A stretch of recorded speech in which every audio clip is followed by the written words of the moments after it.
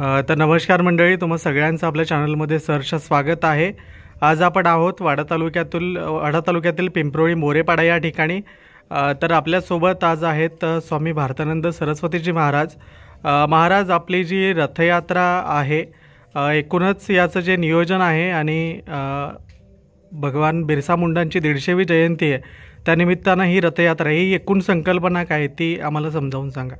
जी बिल्कुल, भगवान बिरसा मुंडांची 150वी जयंती येत्या 15 तारखेला आहे आणि त्या निमित्ताने धर्मजागरणच्या वतीने ही भव्य दिव्य आणि ऐतिहासिक म्हणता येईल, क्रांतिकारी म्हणता येईल अशी रथयात्रा, पालखी यात्रा, भगवान बिरसा मुंडांची प्रतिमा आणि गावोगावी ही यात्रा 10 दिवसाची यात्रा आहे।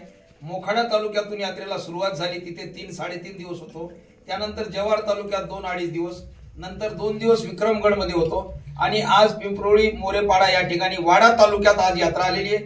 उद्या आखाडा उज्जैनी भाग वगैरे आहे आणि शेवटी समारोप जव्हारला आहे भव्य कार्यक्रमात। तर या यात्रेच्या पाठीमागची संकल्पना हीच आहे की भगवान बिरसा मुंडांचे विचार आपल्या आदिवासी समाजापर्यंत, घरोघरी, पाड्यामध्ये, व्यक्तीपर्यंत पोहोचावेत म्हणून पाड्यामध्ये, गावामध्ये, वाडीमध्ये, वस्तीमध्ये ही यात्रा रोज 10-12 गावामध्ये यात्रा जाते। 150वी जयंती आहे, तर आम्ही सुद्धा 150 गावामध्ये जाण्याचा संकल्प मानस आहे। माझ्यासोबत आमचे आदरणीय जिल्ह्यात धर्मजागरणचे काम बघणारे प्रभाकर पाटील जी आहेत, हरिभक्तपरायण गणेश महाराज आहेत, शिंदे महाराज आहेत, त्याचबरोबर आमचे केशव बाबा आहेत, या ठिकाणी या स्वागत केलंय पालखीचं।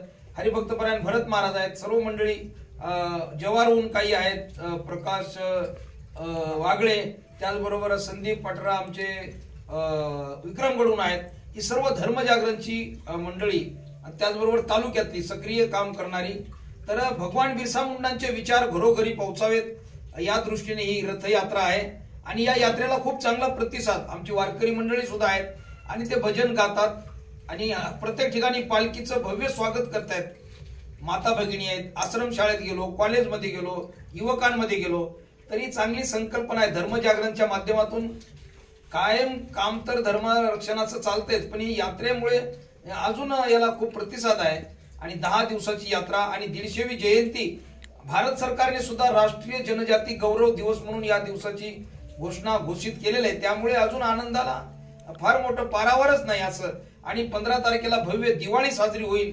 तर मी आपल्या या चॅनलच्या माध्यमातून सर्व आमच्या जनजाती आदिवासी बांधवांना आवाहन करेल, आपण 15 तारखेला जिथे असाल तिथे दिवाळीप्रमाणे भगवान बिरसा मुंडा आपले दैवत आहेत आणि आपण त्या दिवशी दिवे लावा, रांगोळ्या काढा आणि भगवान बिरसा मुंडांची पूजा करा। त्यांच्यामुळे आज आपण जिवंत आहोत।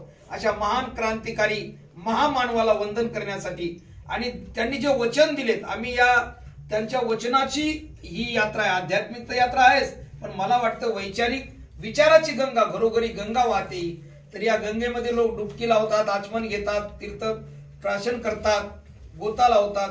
तर त्या विचाराचं एक जागर आणि त्यांनी जे वचन दिलेत, अनमोल वचन, खोटं बोलू नका, चोरी करू नका, कुसंगती करू नका, व्यसन करू नका, मांसाहार करू नका, घरासमोर तुळशी वृंदावन, तुळशीची पूजा करा, गायीची सेवा करा।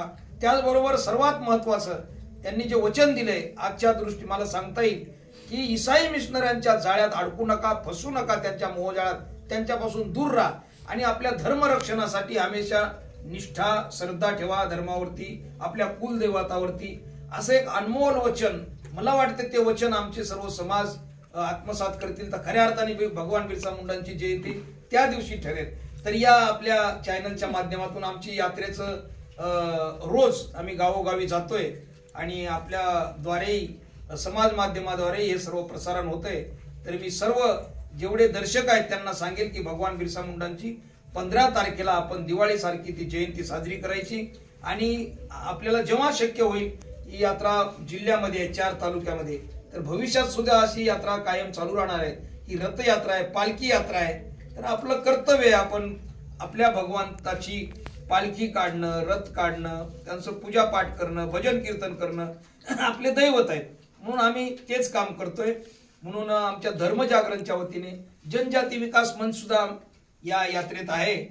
तर हे सर्व एक मानवतावादी विचार आणि भगवान बिरसा मुंडांचे विचार विचाराची ही रथयात्रा आहे असं मला वाटतंय. धन्यवाद. जय श्रीराम.